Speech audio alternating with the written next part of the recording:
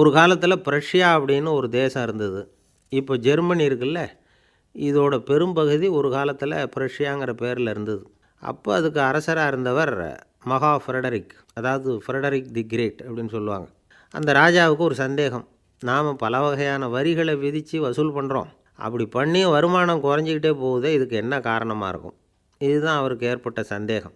ஒரு சமயம் அந்த அரசர் தம்முடைய அமைச்சர்களையும் பிரபுக்களையும் தளபதிகளையும் கூப்பிட்டு ஒரு விருந்து வச்சார். விருந்து முடிஞ்சதும் அவங்கள பார்த்து இந்த சந்தேகத்தை கேட்டார். வரிகள் அதிகமாக விதித்து வருமானம் குறையறதுக்கு என்ன காரணம் அப்படின்னு கேட்டார். பல பேருக்கு இதுக்கு சரியாக பதில் சொல்ல தெரியல. அனுபவசாலியான ஒரு தளபதி எழுந்திருச்சார். அரசே, அது எப்படிங்கிறத இப்போ உங்களுக்கு காட்டுறேன்னார். உடனே ஒரு பெரிய பனிக்கட்டி ஒன்றை தன்னுடைய கையில் எடுத்தார். அதை அப்படியும் எப்படியும் திருப்பி பார்த்தார். அப்புறம் அடுத்தவர்கிட்ட கொடுத்தார். அவரும் அதை அப்படியும் இப்படியும் திருப்பி பார்த்துட்டு அடுத்தபடியாக இருந்தவர்கிட்ட கொடுத்தார். இப்படியே இதை ஒவ்வொருத்தராக பார்த்துட்டு ஒவ்வொரு கையாக மாறி கடைசியில் மன்னர் கைக்கு போய் சேர்ந்தது. மன்னர் கைக்கு அந்த பனிக்கட்டி போய் சேர்ந்தப்போ அது கொஞ்சம் கொஞ்சமாக உருகி ஒரு பட்டாணி கடலை சைஸுக்கு ஆகிட்டுது. மன்னர் யோசனை பண்ணார், வரி அதிகமாக போட்டாலும் வந்து சேர்றது குறைவாக இருக்கிறதுக்கு என்ன காரணம் அப்படிங்கிறது அவருக்கு புரிஞ்சு போச்சு. காலம்தான் மாறிக்கிட்டு இருக்கே தவிர இந்த கையூட்டு வாங்குகிற பழக்கம் மாறினதாக தெரியல. இன்னொரு ராஜா இருந்தார். அவர் தன்னுடைய ராஜாங்கத்தில் லஞ்ச ஊழலே சுத்தமாக இருக்கக்கூடாது அப்படின்னு நினச்சார். அவர்கிட்ட பல்வேறு துறைகளுக்கும் பொறுப்பாக இருந்த பல பேரும் ரொம்ப சுத்தமாகவும் நேர்மையாகவும் இருந்தாங்க. ஒரே ஒருத்தர் மட்டும் எல்லார்கிட்டையும் லஞ்சம் வாங்கிட்டே இருந்தார். அவரை வேறு துறைகளுக்கு மாற்றி பார்த்தாரு. அந்த ராஜா என்னென்னமோ பண்ணி பார்க்குறாரு. எந்த வேலையை கொடுத்தாலும் அதுலேயும் லஞ்சம் வாங்கிறதுக்கு ஒரு வழியை உண்டு பண்ணிக்குவார் அந்த ஆள். ராஜாவுக்கு இது ஒரு பெரிய தலைவலியாக போட்டுது. இவர் என்ன பண்ணுறது? இவருக்கு என்ன வேலையை கொடுக்கறது? கொஞ்சம் கூட லஞ்சம் வாங்கிறதுக்கு சான்ஸே இல்லாத ஒரு வேலையை கொடுக்கணும் அப்படின்னு திட்டம் போட்டார். ஒரு நாள் அவருக்கு அந்த உத்தரவும் போட்டுட்டார். அதாவது அவருக்கு என்ன வேலைன்னா, கடற்கரையில் தான் அவருக்கு ஆஃபீஸ். அங்கேயே இருந்துக்க வேண்டியது. தினமும் எத்தனை கடல் அலை கரையில் வந்து மோதுது அப்படிங்கிறத கணக்கெடுத்து ராஜாவுக்கு தெரிவிக்க வேண்டியது. இதுதான் அவருக்கு வேலை. பேசாமல் அலையை எண்ணிட்டு உட்காந்துருக்கிட்டோம், அப்போவாவது அவர் லஞ்சம் வாங்குகிற சந்தர்ப்பம் இல்லாமல் போயிடும் அவருக்கு அப்படின்னு நினச்சார் ராஜா. இந்த ஆள் கடற்கரைக்கு போய் டியூட்டியில் ஜாயின் பண்ணிக்கிட்டார். ஒரே மாதத்தில் அங்கே சொந்தமாக ஒரு பிரம்மாண்டமான மாளிகை கட்டி விட்டார். ராஜாவுக்கு இது பெரிய ஆச்சரியமாக போச்சு. அலையை என்ற வேலையில் அந்த ஆள் எப்படி பணம் சம்பாதிச்சார் அப்படின்னு விசாரித்து பார்த்தார் அக்கம் பக்கத்தில்.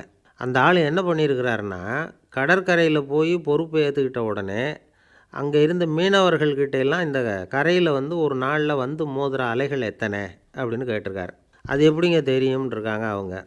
தினமும் அந்த எண்ணிக்கை தெரியணும். நம்ம ராஜாவுக்கு தினமும் அறிக்கை அனுப்பணும், டெய்லி ரிப்போர்ட்டு. தவறுனா நீங்கள் இந்த கடலில் போய் மீன் பிடிக்கிறதுக்கு ராஜாவோட அனுமதி கிடைக்காது அப்படின்ட்டுருக்கார். உடனே மீனவர்களும் பயந்து போட்டாங்க. கடலுக்கு போகிறதுக்கு அனுமதி இல்லைன்னா பட்டினி கிடக்கிறது மாதிரி ஆகிடுமே. மெதுவாக அந்த ஆளுக்கிட்ட போனாங்க. காதோட காதாக சொன்னாங்க, ஐயா, எங்களால் வந்து கடல் அலையை வந்து எண்ண முடியாது. தினமும் எங்களால் முடிஞ்சதை உங்களுக்கு பணமாக கொடுத்துட்றோம். நீங்கள் தான் ராஜா கிட்ட சிபாரிசு பண்ணி நாங்கள் தொடர்ந்து மீன் பிடிக்கிறதுக்கு அனுமதி வாங்கி கொடுக்கணும் அப்படின்னு வேண்டிக்கிட்டாங்க. பணம் தினமும் வந்து சேர ஆரம்பிச்சுட்டுது. பதவியில் மற்ற பதவியோட இந்த பதவி எவ்வளவோ மேல் அப்படின்னு நினச்சிட்டான் அந்த ஆள். அது மட்டும் இல்லை, தயவு பண்ணி என்னை இந்த இடத்த விட்டு மாற்றி விடாதீங்க சார் அப்படின்னு வேற கேட்க ஆரம்பிச்சிட்டானா. இமயமலை அடிவாரத்தில் ஒரு மடம். அங்கே ஒரு சன்னியாசி இருந்தார். அவர்கிட்ட ஒருத்தர் வந்தார். சுவாமி, ஆசையை உதற நினைக்கிறேன், முடியல, ஒட்டிக்கிட்டே வருது அப்படின்னாராம். இப்படி உட்கார, ஒரு கதை சொல்கிறேன் அப்படின்னு சொல்லி அவர் சொல்ல ஆரம்பித்தாராம். அவர் சொன்ன கதை என்னென்னா, ஒரு ஊரில் ஒரு ஆள் இருந்தான். அவன் பேர் குப்புசாமி. அவங்ககிட்ட எப்பவும் ஒரு பழைய தொப்பி இருக்கும், விடவே மாட்டான். அதனால் அவனை எல்லோரும் தொப்பி சாமி அப்படின்னு தான் கூப்பிடுறது வழக்கம். ஒரு புது தொப்பி வாங்கிக்கப்படாதாப்பா அப்படின்னு நண்பர்கள்லாம் சொல்லி பார்த்தாங்க. பணத்துக்கு எங்கே போவேன் அப்படின்னு விட்டானா. பணம் வச்சுருக்கான், செலவு பண்ண மனசு வரல. மகா கஞ்சன். பழைய பாட்டில்கள்லாம் வாங்கி விற்றுக்கிட்டு இருந்தான். அப்படி ஒரு தடவை பழைய கண்ணாடி சாமான்களை ஏலத்தில் எடுத்தப்போ அதில் ஒரு அருமையான சென்ட்டு பாட்டில் கிடச்சிது. உடனே ஒரு ஐடியா பண்ணான். அந்த சென்ட்டை வந்து சின்ன சின்ன பாட்டில்களில் அடைச்சி ஜன்னல் ஓரமாக அடுக்கி வச்சுட்டான். அதை விற்றா நிறைய பணம் கிடைக்குமே. அதனால் இதுக்கு இடையில் ஒரு நாள் அவன் வந்து அப்படியே உட்காந்துருந்தான். அந்த நேரம் நண்பன் வந்தான். ஏண்டா, உன் பழைய தொப்பியை மாற்றப்படாதா? ஊரில் எல்லோரும் கேலி பேசுகிறாங்களே ஒன்று தொப்பி சாமின்னு அப்படின்னு சொல்லி கேட்டிருக்கான். இந்த சென்ட்டு பாட்டில் விற்றதும் பணம் வரும், அதுக்கப்புறம் பார்க்கலாம் அப்படின்னு நானா இவன். சரி வா நீச்சல் குளத்துக்கு போயிட்டு வருவோம் அப்படின்னு கூப்பிட்ருக்கான் நண்பன். 2 பேரும் போனாங்க. அதே நேரம் அந்த ஊர் நீதிபதியும் அங்கே குளிக்க வந்தாராம். அவர்கிட்ட இருந்தது விலை உசந்த ஒரு புது தொப்பி. அதை அங்கே இருந்த ஸ்டாண்டில் மாட்டிவிட்டு குளிக்க போனார்.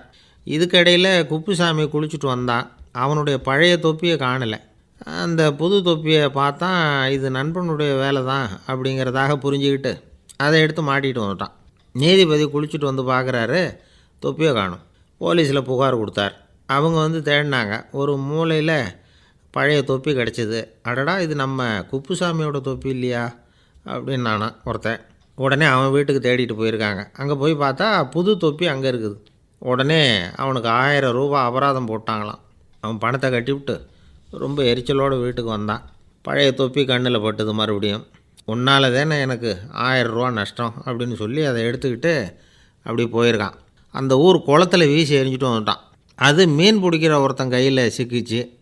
அவன் வர்ற வழியில் அதை எடுத்து வேகமாக வீசி எறிஞ்சான். அது நேராக குப்புசாமி வீட்டு ஜன்னல் வழியாக உள்ளே வந்து இந்த சென்ட்டு பாட்டில்கள் மேலே விழுந்து எல்லாம் உடஞ்சி நொறுங்கி போச்சு. குப்புசாமி பார்த்தான். தோட்டத்தில் ஆழமாக ஒரு குழியை வெட்டினான். அந்த தொப்பியை போட்டான், மூடிவிட்டான். இதை அடுத்த வீட்டுக்காரன் பார்த்தான். ஏதோ புதையல் தான் வச்சுருக்கான் போல இருக்குன்னு நினச்சான். போலீஸில் போய் புகார் கொடுத்துட்டான்.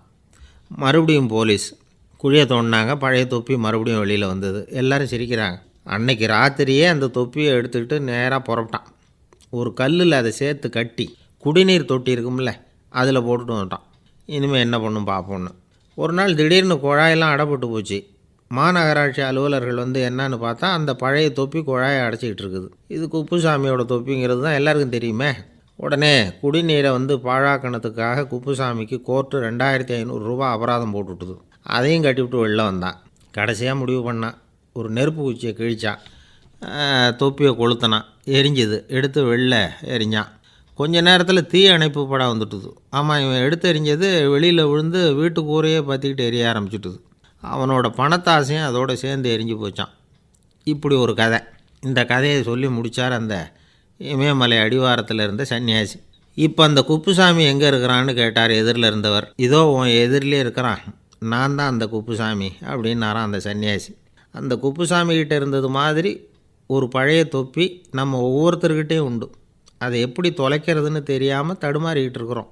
அது என்ன தொப்பிங்கிறீங்களா? அதுதான் நம்மை சூழ்ந்திருக்கிற மாயை அப்படிங்கிறார் சுவாமி சின்மயானந்தர். மெய்ஞானம் கிடைக்கிறப்போ மாயை வந்து எரிஞ்சு போகும் அப்படிங்கிறது அவருடைய கருத்து. நம்மால் ஒருத்தர் வேகமாக ஓடி வந்தார். காலில் மாட்டியிருந்த பழைய செருப்பு 2ஐயும் ஆவேசமாக தூக்கி ஒரு கிணத்துல போட்டுட்டு வெறுங்காலோடு நடந்து வந்துக்கிட்டு இருக்கிறார். ஏன் அப்படி பண்ணீங்க அப்படின்னு கேட்டோம். அந்த செருப்புக்கு சொந்தக்காரன் வந்து பின்னாடி வந்துக்கிட்டு இருக்கிறான், அதனால் அப்படி பண்ணேன் அப்படிங்கிறார் இவர். பந்திக்கு முந்தர ஆசாமிகள் நம்மளில் பல பேர் உண்டு. அப்படி முந்தறதுக்கு கூட முயற்சி பண்ணுறவங்க நிறைய பேர் இருக்கிறாங்க. இதில் என்ன ஒரு விஷயம்னா, பந்திக்கு முந்தறது கூட தப்பு இல்லை. ஆனால் அப்படி ஒரு விருந்தில் ஆளாக போய் உட்காந்து சாப்பிட்டா கூட வெளியில் வர்றப்ப என்ன பெரிய விருந்து வச்சுட்டான், சாம்பாரில் உப்பு இல்லை, ரசத்தில் காரம் இல்லை அப்படின்னு குறை சொல்லிகிட்டே வர்றது இருக்குது பாருங்கள். அது சரியில்லை, நாகரிகமும் இல்லை. கல்யாண பத்திரிகையில் என்ன போட்டிருக்குது, என் பொண்ணுக்கும் இன்னார் பையனுக்கும் கல்யாணம், எல்லாரும் குடும்பத்தோடு வந்திருந்து மணமக்களை வந்து ஆசீர்வதிக்கணும், இப்படி தானே போட்டிருக்கோம். குடும்பத்தோடு வந்து விருந்து சாப்பிட்டு சாப்பாடு எப்படி இருக்குன்னு அபிப்பிராயம் சொல்லிவிட்டு போங்க அப்படின்னா போட்டிருக்கு கல்யாண பத்திரிகையில். ஒருத்தர் வீட்டு விசேஷத்துக்கு போயிருக்கோம்னா எவ்வளவோ அசௌகரியங்கள் நமக்கு ஏற்படலாம். ஏராளமான கூட்டம் வந்திருக்கும். எல்லாரையும் அவங்க வந்து தனித்தனியாக கவனிச்சிக்கிட்டு இருக்க முடியாது. நாம் தான் அனுசரித்து நடந்துக்கணும். நாமளாக போய் வாழ்த்த வேண்டியவங்களை வாழ்த்தி விட்டு வந்து சேரணும். அதை விட்டுட்டு பத்திரிக்கை கொடுத்தானேன்னு போனேன், கவனிப்பே சரியில்லை அப்படின்னு புலம்பிக்கிட்டு இருக்கக்கூடாது. ஒரு விருந்துக்கு போனால் அங்கே எப்படி நடந்துக்கணும் அப்படிங்கிறத பற்றி கூட அனுபவசாலிகள் சில விவரங்கள்லாம் சொல்லியிருக்கிறாங்க. இந்த காலத்தில் கல்யாணம், பிறந்த நாள், அது இதுன்னு நிறைய விருந்துகள் நடக்குது. அதெல்லாம் எதுக்காக? மனித உறவுகளை வளர்த்துக்கிறதுக்காக தான், வேறு எதுக்கு? ஒரு விருந்துக்கு போனால் அமைதியாக பொறுமையாக போய் உட்காரணும். அடித்து பிடிச்சிக்கிட்டு இடத்த பிடிக்க போகிறேன் அப்படின்னு நிற்கக்கூடாது. முதல் பந்தி நடந்துக்கிட்டு இருந்தால் அது முடிஞ்சு இலை எடுத்து சுத்தம் பண்ணதுக்கு அப்புறம் போய் உட்கார்றது தான் நாகரீகம். இலை எடுக்கிறதுக்கு முன்னாடி அங்கே போய் உட்காந்தா நல்லா இருக்காது. நீங்கள் சாப்பிட்டுட்டு உட்காந்துருக்கீங்களா, சாப்பிட்றதுக்கு உட்காந்துருக்கீங்களா, பார்க்குறவங்களுக்கு சந்தேகம் வந்துடும். அதே மாதிரி இலையில் எல்லா ஐட்டமும் பரிமாறினதுக்கு அப்புறம் சாப்பிட ஆரம்பிக்கணும். ஒவ்வொரு ஐட்டமாக வைக்க வைக்க நாம் பாட்டுக்கு எடுத்து உள்ளே தள்ளிகிட்டே இருந்தோம்னா எதை வச்சோம் எதை வைக்கலன்னு பரிமாறினவரே குழம்பி போயிடுவார். ஏன்னா எப்போ பார்த்தாலும் இலை காலியாகவே இருக்கும். சாப்பிட்றப்போ உங்கள் சாப்பாட்டையே நீங்கள் கவனிக்கணும். அடுத்தவங்க இலையில் என்ன இருக்குது, பக்கத்தில் இருக்கிறவர் எதை அதிகமாக சாப்பிட்றார், இதெல்லாம் நமக்கு என்னத்துக்கு? எல்லோரும் சாப்பிட்டு முடிக்கிற வரைக்கும் பொறுமையாக இருக்கிறது தான் நல்லது. நீங்கள் மட்டும் திடீர்னு பாதியில் எழுந்திரிச்சு பக்கத்தில் இருக்கிறவங்களுக்கு சங்கடமாக இருக்குமேங்கிறதெல்லாம் யோசிக்காமல் நீங்கள் பாட்டு எழுந்திரிச்சு போகக்கூடாது. பக்கத்தில் உள்ளவங்க உங்களை எழுந்திரிக்க சொன்னால் எழுந்திரிச்சு போகலாம். விருந்துகளில் சாப்பாட்டை வீணாக்கிறதே ஒரு நாகரிகமாக போட்டுது இந்த காலத்தில். சாப்பாட்டுக்கே கஷ்டப்பட்டுக்கிட்டு பல பேர் இந்த உலகத்தில் இருக்கிறப்போ சாப்பாட்டை வீணாக்கிறது எவ்வளோ பெரிய மோசங்கிறத நினச்சி பார்க்கணும். வேணுங்கிற அளவுக்கு கேட்டு வாங்கி சாப்பிட்றது தான் முறை.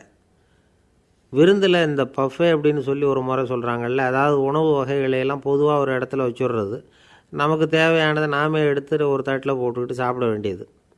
இதில் கூட சில பேர் தேவைக்கு அதிகமாக எடுத்து போட்டுக்கிட்டு வீணாக்குறாங்க. சில சமயம் கடைசியாக சாப்பிட போகிறவங்களுக்கு எல்லா ஐட்டமும் கிடைக்காம போகலாம். அதை போய் பெருசு பண்ணிகிட்டு இருக்கக்கூடாது.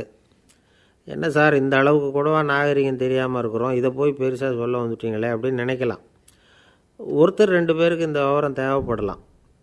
அவங்க காதலையும் இது விழட்டுமேங்கிறதுக்காக தான் இது. ஒரு பெரிய கல்யாண விருந்து நடந்துக்கிட்டு இருந்தது. விருந்து மண்டபத்து வாசலில் ஒருத்தர் நின்றுக்கிட்டு வர்றவங்களையெல்லாம் ரொம்ப மரியாதையாக வணங்கி உள்ளே அனுப்பி வச்சுக்கிட்டு இருந்தார். எப்படி தெரியுமா? வர்றவங்க கையெல்லாம் பிடிச்சி முத்தம் கொடுத்து அதுக்கப்புறம் உள்ளே அனுப்பி வச்சுக்கிட்டு இருந்தாராம். கூட்டம்லாம் முடிஞ்சதுக்கப்புறம் அவர்கிட்ட போய் கேட்டிருக்கிறாங்க, சார் நானும் எவ்வளவோ விருந்துகளுக்கு போயிருக்கிறேன், இருந்தாலும் இவ்வளவு மரியாதையாக வர்றவங்க கைக்கெல்லாம் முத்தம் கொடுத்து வரவேற்கிறத இங்கே தான் பார்க்குறேன் அப்படின்னு சொன்னாங்க. அதுக்கு அவர் சொன்னார், அட போங்க சார், நான் முத்தம் கொடுக்கல, முந்தின பந்திக்கு சாப்பிட்டவங்களே அடுத்த பந்திக்கும் வர்றாங்களான்னு மோந்து பார்த்து அனுப்பி வச்சுக்கிட்டு இருந்தேன் அப்படின்னார். ஒருத்தர் மனசில் நிம்மதி இல்லாமல் உட்காந்துருந்தார். என்ன சார் விஷயம் அப்படின்னு விசாரித்தேன். அகலக்கால் வச்சுட்டேன், அதுதான் அவதிப்படுறேன்னார். விவரமாக சொல்லுங்கன்னு. வீடு கட்டணும்னு ஆரம்பித்தேன், வேலை பாதியிலேயே நிற்கிது, கையில் பணம் இல்லை அப்படின்னார். இது மாதிரி ஆசாமிகள் பல பேரை நீங்கள் பார்த்துருக்கலாம். இவங்கெல்லாம் சுலபமாக மன அழுத்தத்துக்கு ஆளாயிடுறாங்க. மன உளைச்சல், அதாவது ஸ்ட்ரெஸ் அப்படின்னு சொல்கிறோமே, அதுக்கு அடிப்படையான சில காரணங்கள் உண்டு. அதாவது மிகையாக திட்டமிடுதல் அப்படிங்கிறதும் ஒரு முக்கியமான காரணம். நடைமுறை சாத்தியம் என்னங்கிறத மனசில் வச்சுக்கிட்டு எந்த திட்டத்தையும் தீட்டணும், அப்போ தான் அது சரியாக வரும். 2வது காரணம் என்ன தெரியுமா? ஒரே நேரத்தில் பல்வேறு செயல்களில் ஈடுபடுறது. தொலைபேசியில் பேசிக்கிட்டே கையில் இருக்கிற கடிதத்தை படிச்சுக்கிட்டே எதிரில் உட்காந்துக்கிட்டு இருக்கிறவருக்கும் அப்பப்போ பதில் சொல்லிக்கிட்டு மனசில் பல்வேறு சிந்தனைகளை அப்படியே ஓட விட்டுக்கிட்டு இருக்கிறது, இதுவும் மன அழுத்தத்தை உண்டாக்குது. 3வது காரணம், எதிலேயும் வெற்றி மட்டும் எதிர்பார்க்குற ஒருதலைப்பட்சமான ஆர்வம். நாம் தொட்டதெல்லாம் வெற்றியாகவே முடியணும் அப்படின்னு எதிர்பார்க்குறவங்க ஏதாவது ஒன்றில் தோல்வியை கண்டால் தோண்டு போயிடுறாங்க. எப்படியும் முடியலாம்ங்கிற எண்ணம் ஏற்கனவே நமக்குள்ளே இருந்துட்டுதுன்னா அந்த அவஸ்தை வராது. அதனால் அதுவும் நம்ம வளர்த்து கொள்ள வேண்டிய ஒரு குணம். மன உளைச்சல் ஏற்படுறதுக்கு இன்னொரு காரணம், எதையும் வேகமாக செஞ்சுடணும் அப்படிங்கிற துடிப்பு. அந்த துடிப்பே மனசை அழுத்த ஆரம்பிச்சிடும். எந்த ஒரு காரியத்திலையும் தாமதமோ இடையூறோ ஏற்பட்டால் அதை பொறுத்துக்கிற மனப்போக்கம் வேணும். அது இல்லாதவங்க அழுத்தத்துக்கு ஆளாயிடுறாங்க. சில பேர் வேலைன்னு எந்த நேரம் பார்த்தாலும் வேலையே கதின்னு கிடப்பாங்க.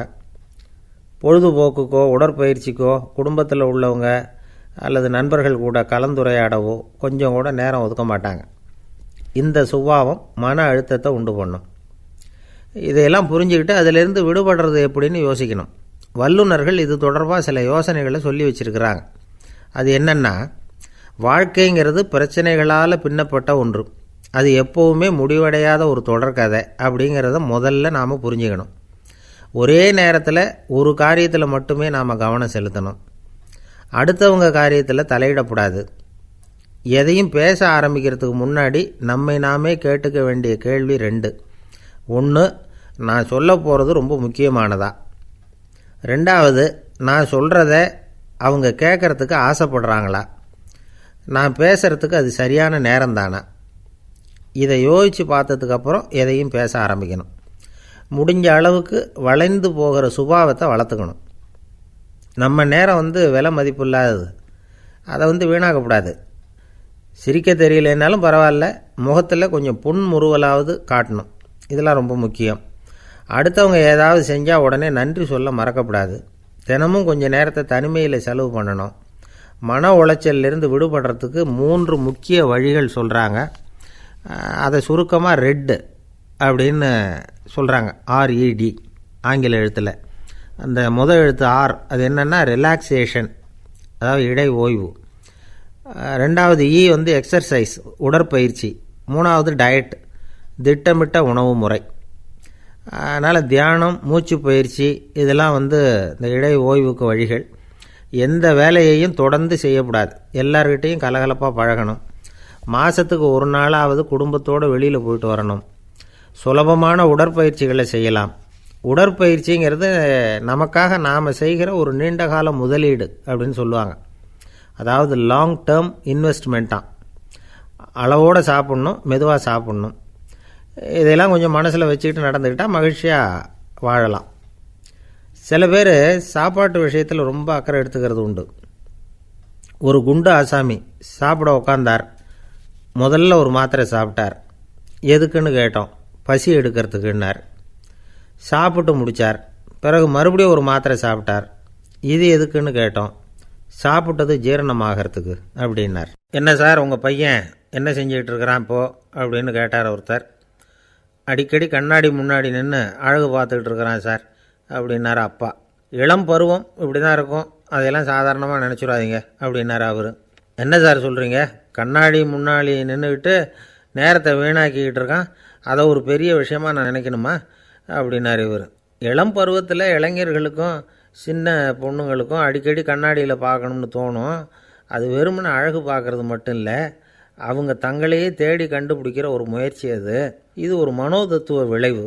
இது வரைக்கும் வந்து சின்ன பிள்ளையாக இருந்துட்டோம், இனிமேல் நாமளும் மற்றவங்க மாதிரி மனிதர்கள் தான் அப்படிங்கிற உணர்வு அவங்களுக்கு வருது.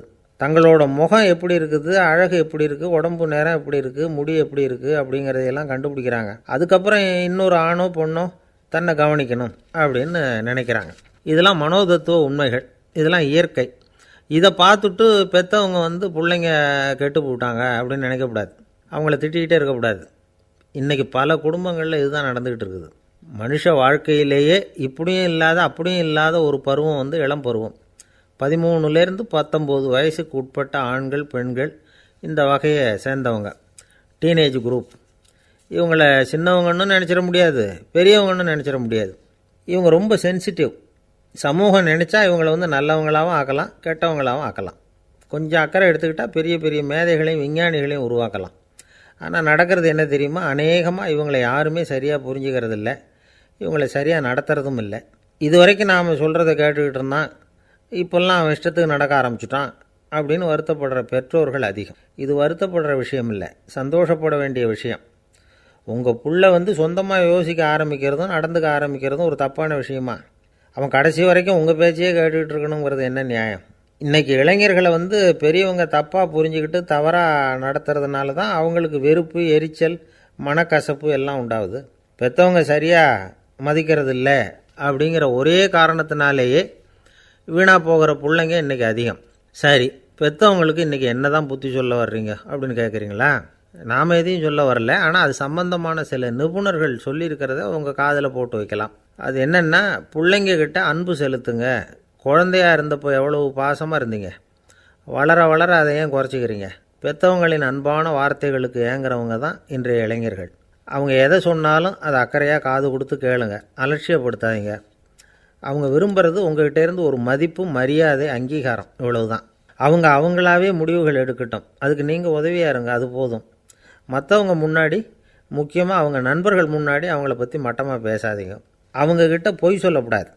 நீங்கள் சொன்னது பொய்ன்னு தெரிஞ்சு போச்சுன்னா உங்கள் பேரில் அவங்களுக்கு இருக்கிற மதிப்பு போயிடும், நம்பிக்கை போயிடும். அவங்களுக்கு முன்னாடி நீங்கள் சண்டை போடக்கூடாது. உங்கள் பிள்ளைய எப்பவும் இன்னொரு பிள்ளையோட ஒப்பிட்டு பேசுகிற வேலையே வேணாம். கூட பிறந்த மற்றவங்களோட கூட ஒப்பிடக்கூடாது. இப்படி செஞ்சால் அவன் உங்ககிட்டையும் பிரியமாக இருக்க மாட்டான், அவங்ககிட்டையும் பிரியமாக இருக்க மாட்டான். புள்ள எங்கே போகிறான், என்ன பண்ணுறான் அப்படின்னுலாம் வந்து துப்பறிஞ்சிக்கிட்டு இருக்கக்கூடாது. இளைஞர்கள் வந்து தனிமையை விரும்புகிறவங்க. அவங்கள வந்து பெட்டியில் வச்சு மூடி பாதுகாக்கணும்னு நினைக்கக்கூடாது. அவங்கள எப்படி பாதுகாக்கிறது அப்படிங்கிறது அவங்களுக்கே தெரியும். உங்கள் புள்ள எப்படி நடந்துக்கணும்னு நீங்கள் எதிர்பார்க்குறீங்களோ அது மாதிரி நீங்கள் நடந்து காட்டுங்க. அது போதும். ஒரு வீட்டில் அப்பாவும் அம்மாவும் பேசிக்கிட்டு இருக்கிறாங்க.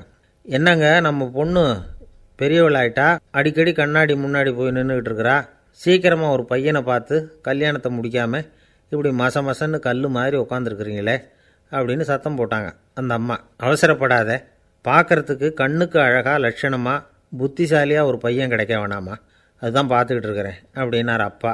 இதுக்கு அந்த அம்மா சொல்கிறாங்க, எங்கள் அப்பா இப்படியெல்லாம் நினச்சிக்கிட்டு இருந்திருந்தா எனக்கு கல்யாணமே ஆயிருக்காது தெரியுமா அப்படின்னாங்களாம். 1816 வருஷம் செப்டம்பர் மாதம் 11 பிரான்ஸ் தேசத்தில் உள்ள ஒரு மருத்துவமனை. அங்கே ஒரு இளம் டாக்டர் கொஞ்ச நாளைக்கு முன்னாடி தான் அந்த ஆஸ்பத்திரியில் புதுசாக வேலைக்கு சேர்ந்துருக்கிறார். அவர் பேர் ரெனே லெனக். அவர் அன்னைக்கு காலையில் அந்த மருத்துவமனையில் அப்படியே ரவுண்ட்ஸ் வந்துக்கிட்டு இருக்கிறார். வார்டில் ஒரு படுக்கையில் ஒரு இளம் பெண் படுத்திருக்கிறா. அந்த பொண்ணுக்கு இருதய நோயாக இருக்கலாம்ங்கிறது மற்ற டாக்டர்கள் சந்தேகம்.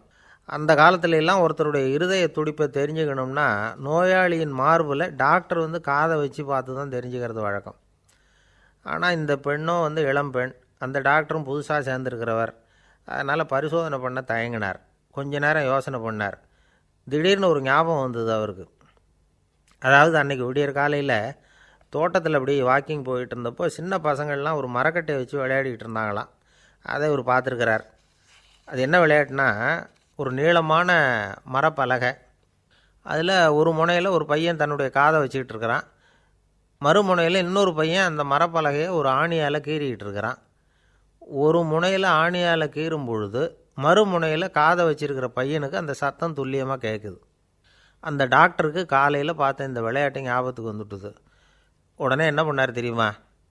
ஒரு நீளமான காகிதத்தை எடுத்தார். அதை அப்படியே உருளை மாதிரி உருட்டினார். ஒரு முனையை அந்த நோயாளியின் மார்பில் இடது பக்கம் வச்சார், இன்னொரு முனையில் தன்னுடைய காதை வச்சார். என்ன ஆச்சரியம்! நோயாளியின் மார்பில் நேரடியாக காதை வச்சு கேட்குறத விட துல்லியமாக கேட்டுது இதய துடிப்பு. இதய துடிப்பு மட்டும் இல்லை, மூச்சு இழுத்து விடுறது, திரவ பொருள்களின் அசைவு, எல்லா சத்தமும் தெளிவாக கேட்குது. கிரேக்க மொழியில் ஸ்டெத்தாஸ் அப்படின்னா மார்பு, ஸ்கோப்பின் அப்படின்னா பார்ப்பதுன்னு அர்த்தம். அதனால் டாக்டர் ரெனே லெனக் தான் கண்டுபிடிச்ச கருவிக்கு ஸ்டெத்தஸ்கோப் அப்படின்னு பேர் வச்சார். அவரே முதல் மாடலையும் செஞ்சார். அளவு ரொம்ப பெருசாக இருந்தது, சுலபமாக எடுத்துகிட்டு போகிறது கஷ்டம், அது அவ்வளோ கஷ்டமாக இருந்தது அது. அதனால் அவரே அதை அப்புறம் 2 பிரிவாக தயார் பண்ணார். இது 2 துண்டையும் டாக்டர் தன்னோட கோட்டு பாக்கெட்டில் வச்சுக்கலாம், தேவைப்படுறப்ப எடுத்து ஒன்றா சேர்த்துக்கலாம். இப்படி தான் அவர் ஆரம்பத்தில் பண்ணார். தன்னுடைய இந்த கண்டுபிடிப்பை பற்றி அவர் ஒரு புத்தகம் எழுதினார். நிறைய விற்றுது, புகழும் பணமும் சேர்ந்தது. பணமும் புகழும் சேர்ந்தது மாதிரியே அவருக்கு ஒரு நோயும் சேர்ந்தது. அது என்ன நோயின்னு கண்டுபிடிக்கிறதுக்கும் அவர் கண்டுபிடிச்ச கருவி தான் உபயோகப்பட்டு தான். அவரே அதை கண்டுபிடிச்சார். அவருக்கு வந்திருந்தது காச நோய். 1826 வருஷம் ஆகஸ்ட் மாதம் 13 உலகத்தின் முதல் ஸ்டெதஸ்கோப்பை கண்டுபிடிச்ச டாக்டர் ரெனே லெனக் காலமானார். அவர் சாகிறதுக்கு முன்னாடி மரத்தால் செஞ்சு வச்சுருந்த ஸ்டெதஸ்கோப்பை தனக்கு வேண்டியப்பட்ட ஒரு டாக்டர்கிட்ட கொடுத்து, என்னுடைய சொத்துக்கள்லேயே ரொம்ப வசந்தது அப்படின்னு சொன்னாராம். அதுக்கப்புறம் 3 வெள்ளைக்காரங்க சேர்ந்து இந்த கருவியில் சில மாற்றங்களை பண்ணாங்க. ஆனால் 1829 லண்டனில் டாக்டர் நிக்கோலஸுங்கிறவர் ஒரு காதால் இதய துடிப்பை கேட்குறத விட டாக்டர் 2 காதாலையும் கேட்குறது தான் சரியாக இருக்கும் அப்படின்னு ஒரு கருத்தை வெளியிட்டார். அதுக்கப்புறம் ரொம்ப காலம் கழித்து 1852 ஜார்ஜ் காமான் அப்படிங்கிறவர் ரப்பர் டியூப்களை உபயோகப்படுத்தி 2 காதாலையும் கேட்குற மாதிரி ஒரு புதிய வடிவத்தை அதுக்கு கொடுத்தார். அதுக்கு பிறகு அது படிப்படியாக எவ்வளவோ மாற்றங்கள் இருந்தாலும் ஆரம்பத்தில் டாக்டர் ரெனே லெனக் உருவாக்கின அடிப்படை மாடலை யாரும் மாற்றி அமைக்கலைங்கிறது தான் முக்கியமான விஷயம். நமக்கு தெரிஞ்ச ஒரு ஆஸ்பத்திரி, அதில் ஒரு நோயாளி, காலை நேரத்தில் நர்ஸு அந்த பக்கமாக போய்கிட்டு இருந்தாங்க. அதை பார்த்துட்டு ஒரு நர்ஸுன்னு கத்துறார். நர்ஸு அவசரமாக ஓடி என்ன விஷயம்னு கேட்டாங்க. சிஸ்டர், இங்கே பாருங்கள், உங்கள் டாக்டரை என் நெஞ்சில் அவர் காதை வச்சு கேட்டுக்கிட்டு இருக்கிறார் அப்படின்னார் நோயாளி. சிஸ்டர் பதட்டப்படாமல், அதனால் என்ன, இந்த டாக்டர் பழமையான விஷயங்களில் ரொம்ப நம்பிக்கை உள்ளவர், அதனால் ஸ்டெதாஸ்கோப்பை உபயோகப்படுத்தாமல் காதை வச்சு கேட்குறார், அது ஒன்றும் தப்பு இல்லை அப்படின்னாங்களாம். ஐயோ, அதுக்காக இல்லை சிஸ்டர், இவர் என் நெஞ்சு மேலே தலையை வச்சது நேற்று ராத்திரி 9 மணி, இப்போ விடிஞ்சு போச்சு, இன்னமும் தலையை எடுக்கவே இல்லை, அதுக்காக தான் சந்தேகப்பட்டு உங்களை கூப்பிட்றேன் அப்படின்னாராம். இந்த உலகத்தில் எல்லாருக்கும் மகிழ்ச்சி தரக்கூடிய ஒரு பொருள் எது? இது ஒரு முக்கியமான கேள்வி. இந்த கேள்விக்கு பொருத்தமான ஒரு பதிலை உங்களால் சொல்ல முடியுமா? அதாவது கொஞ்சம் யோசித்து பார்த்தா பணம்னு சொல்லலாமா? இப்போ கையில் காசு இல்லாதவங்ககிட்ட ஒரு 10 ரூபாயை கொடுத்தா அது அவனுக்கு சந்தோஷத்தை கொடுக்கும். ஏற்கனவே வருமான வரி பிரச்சனையில் சிக்கி இருக்கிறவர்கிட்ட இன்னும் கொஞ்சம் பணம் இந்தாங்கன்னு சொல்லி கொடுத்தோம்னா அது அவருக்கு சங்கடத்தை தான் கொடுக்கும். அதனால் அந்த கேள்விக்கு பணங்கிறது பொருத்தமான பதிலாக இருக்க முடியாது. கேள்வி என்னென்னா, இந்த உலகத்தில் எல்லாருக்கும் மகிழ்ச்சி தரக்கூடிய ஒரு பொருள் எது? சரி, இனிப்புன்னு சொல்லலாமா? ஏன்னா எல்லாருக்கும் இனிக்க தானே செய்யும். அதுலேயும் ஒரு சிக்கல் இருக்குது. சர்க்கரை வியாதிக்காரங்களுக்கு அது என்ன சந்தோஷத்தையாக கொடுக்கும்? ஆக எல்லாருக்கும் வேறுபாடு எதுவும் இல்லாமல் மகிழ்ச்சியை கொடுக்கக்கூடியது வேறு ஏதோ ஒன்று இருக்குது. அது என்னன்னு கண்டுபிடிக்கணும். அதுதான் இன்றைக்கி தகவல். இப்போ அதை கண்டுபிடிக்கணும்னா இந்த கதையை கேட்கணும். அது என்ன கதைன்னா, ஒரு ஊரில் ஒரு ராஜா இருந்தார். அவருக்கும் இதே சந்தேகம் வந்துட்டுது. அதாவது எல்லாருக்கும் இன்பம் தரக்கூடிய பொருள் எது அப்படின்னு. இதுக்கு பதில் தெரிஞ்சுக்கிறதுக்கு ஆசைப்பட்டார். சரி, அதுக்கு என்ன செய்யலாம்னு யோசனை பண்ணார். நாட்டு மக்களுக்கு பகிரங்கமாக ஒரு அறிவிப்பு கொடுத்தார். நம்ம நாட்டு மக்கள் இன்பம் தரக்கூடிய பொருள் எதுன்னு நினைக்கிறாங்களோ அதை கொண்டுக்கிட்டு வந்து அரண்மனையில் உள்ள கண்காட்சி மண்டபத்தில் வைக்கலாம். அப்படி அவங்க வைக்கிற பொருள்களில் எது எல்லாருக்கும் இன்பம் தரக்கூடியதாக இருக்குமோ அதை வச்சவருக்கு 1000 பொற்காசுகள் பரிசு அப்படின்னு அறிவிப்பு கொடுத்துட்டார். ஜனங்கள் இந்த அறிவிப்பை கேட்டாங்க. அதுக்கப்புறம் சும்மா இருப்பாங்களா? 1000 பொற்காசுன்னா சும்மாவா? அவங்க கையில் என்னென்ன கிடைச்சதோ அதையெல்லாம் கொண்டாந்து அரண்மனை காட்சி மண்டபத்தில் வச்சுட்டாங்க. அதுக்கப்புறமா ராஜா அங்கே வந்தார். ஒவ்வொன்றா பார்த்துக்கிட்டே வந்தார். முதல்ல ஒரு குயில் இருந்தது, இனிமையாக பாடக்கூடிய குயில். இந்த குயிலோட இன்னிசை எல்லாருக்கும் இன்பம் தரக்கூடியது தான். இருந்தாலும் காது கேட்காதவங்களுக்கு இந்த இசை எப்படி இன்பம் தர முடியும்? அதனால் இது சரியில்லைன்னு விட்டார். அடுத்தபடியாக போனார். அங்கே என்ன வச்சுருக்குறாங்கன்னு பார்த்தா ஒரு அழகான மயில் அங்கே தோகை விரித்து ஆடிக்கிட்டு இருக்குது. இந்த மயிலோட ஆட்டம் மனசுக்கு இன்பம் தரக்கூடியது தான். இருந்தாலும் பார்வை இல்லாதவங்க இந்த ஆட்டத்தை பார்த்து ரசிக்க முடியுமா? முடியாது. அதனால் இதுவும் சரியில்லை அப்படின்னு சொல்லிவிட்டார். அதுக்கு அடுத்தபடியாக போனார். பல வகையான இனிப்பு பண்டங்களை வச்சுருந்தாங்க. பார்த்தார், வயசானவங்களுக்கும் நோயாளிகளுக்கும் இது இன்பம் தராது, துன்பம் தான் கொடுக்கும் அப்படின்னார். இப்படி ஒவ்வொன்றா பார்த்துக்கிட்டே போகிறார். அழகான மலர்கள், கனிகள், ஓவியங்கள் எதுவுமே பொருத்தமாக தெரியல. சகல பேருக்கும் இன்பம் தரக்கூடிய வகையில் எதுவும் இல்லை. கடைசியாக வந்தார். அங்கே ஒரு களிமண் பொம்மை இருந்தது. அது என்ன பொம்மை தெரியுமா? பசியால் வாடி இருக்கிற ஒருத்தருக்கு ஒரு அம்மா இனிமையாக பேசிக்கிட்டு சோறு போடுறது மாதிரி அந்த பொம்மையை செஞ்சுருந்தாங்க. அதுக்கு கீழே அன்பு அப்படின்னு எழுதியிருந்ததுதான். ராஜா பளிச்சுன்னு ஒரு முடிவுக்கு வந்தார். அந்த பொம்மையை செஞ்ச சிற்பியை வரவழைச்சார், பரிசு கொடுத்தார். அன்பு ஒன்று தான் எல்லாருக்கும் இன்பம் அளிக்கக்கூடிய பொருள். காது கேட்காதவங்களும் அதை கேட்க முடியும், பார்வை இல்லாதவங்களும் அதை பார்க்க முடியும், குழந்தைகளும் அதை உணர முடியும் அப்படின்னு அதுக்கு விளக்கம் கொடுத்தார் அந்த மன்னர். இந்த உலகத்தில் எல்லாருக்கும் மகிழ்ச்சி தரக்கூடிய ஒரு பொருள் அன்பு தான். அதை புரிஞ்சுக்கிட்டு தான் சில கணவன்மார்கள் மனைவி பேரில் ரொம்ப அன்பை காட்டிக்கிறது வழக்கம். ஒரு வீட்டு வாசப்படி பக்கமாக மழைக்கு ஒதுங்கினார் ஒருத்தர். மழை தூரிக்கிட்டு இருந்தது, இருட்டு நேரம். அந்த வீட்டில் இருந்தவர், இன்றைக்கி ராத்திரி வேணும்னா இங்கேயே தங்கிட்டு காலையில் போங்க அப்படின்னார். உடனே இவர் சொன்னார், ரொம்ப நன்றிங்க, ஒரு 10 நிமிஷத்தில் இதை வந்துவிடுறேன் அப்படின்னு சொல்லிவிட்டு எங்கேயோ ஓடினார். 10 நிமிஷம் கழித்து திரும்பி வந்தார். ஆமாம், எங்கே போயிட்டு வந்தீங்கன்னு கேட்டார் வீட்டில் இருந்தவர். நேராக எங்கள் வீட்டுக்கு போய் மனைவிக்கிட்ட இன்றைக்கி ராத்திரி இங்கேயே தங்கிக்கிறேன்னு சொல்லிவிட்டு வந்துவிட்டேன் அப்படின்னார் அவர். அன்பில் இது ஒரு ரகம். ஒரு விவசாயி விதைக்கிறதுக்காக வயல்வெளி பக்கம் போகிறார். விதைகளை அள்ளி வீசினார். அப்போ என்ன ஆச்சுன்னா, சில விதைகள் பாதை ஓரத்தில் விழுந்தது, சில விதைகள் முள் செடிகள் மண்டி இருந்த புதருக்கு இடையில் விழுந்தது, சில விதைகள் நல்ல நிலத்தில் விழுந்தது. பாதை ஓரத்தில் விழுந்த விதை என்ன ஆச்சுன்னா, அதெல்லாம் பறவைகள் கண்ணில் போட்டுவிட்டுது. உடனே உட்காந்து கொத்தி தின்னுட்டு போட்டுது. அதிகமாக மண் இல்லாத பாறை பகுதியில் விழுந்த விதையெல்லாம் லேசாக வேர் விட்டு முளைக்க ஆரம்பிச்சிது. அதுக்கப்புறம் வேர் கீழேயும் ஆழமாக போக முடியல, மேலேயும் சூரிய வெப்பம் அதிகம் தாங்க முடியல, எல்லாம் காஞ்சி கருகி போட்டுது. புதர் பகுதியில் சில விதைகள் விழுந்தது இல்லையா, முள் செடிகள் காடாக மண்டி போயிருந்தது. அதனால் முளைச்சி வர்ற செடிக்கு நெருக்கடி அதிகமாக போட்டுது, சரியாக வளர முடியல, விளைச்சலும் சரியாக இல்லை. நல்ல நிலத்தில் விழுந்த விதைகள் மட்டும் நல்லா முளைச்சிது, நல்லா வளர்ந்தது, விளைச்சலும் பிரமாதமாக இருந்தது. இந்த கதையை சொல்லிவிட்டு கேட்க செவியுள்ளோர் கேட்கட்டும் அப்படிங்கிறார் இயேசு பெருமான். ஆமாம், இயேசு கடலில் நின்ற படகு ஒன்றில் உட்காந்துருக்கிறார். கடற்கரையில் ஏராளமான மக்கள் உட்காந்துருக்கிறாங்க. அந்த சமயத்தில் தான் இயேசு ஓமைகள் மூலமாக மக்களுக்கு பல உண்மைகளை சொல்லிகிட்டு இருக்கிறார். மக்கள் அந்த கதையை கேட்டுட்டு ஒன்றும் புரியாமல் முழிக்கிறாங்க.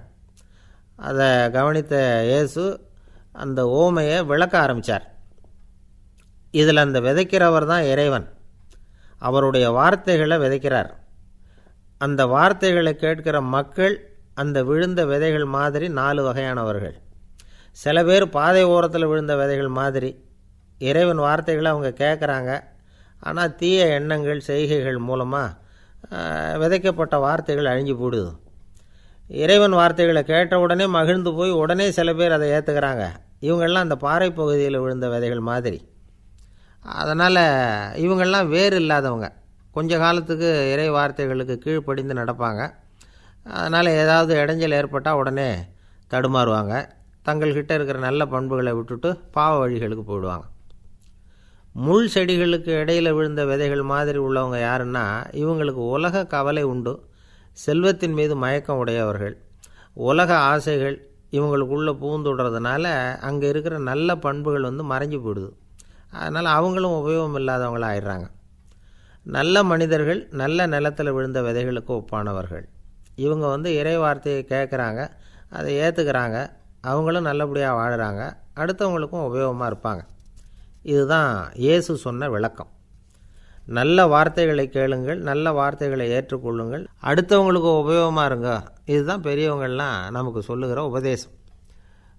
ஒரு அப்பா தன்னுடைய மகனுக்கு உபதேசம் பண்ணார். இதை பாருப்பா, நல்ல வார்த்தைகளை கேட்கணும், எப்போதுமே மகன் அப்பா பேச்சை கேட்குறது நல்லது அப்படின்னாராம்.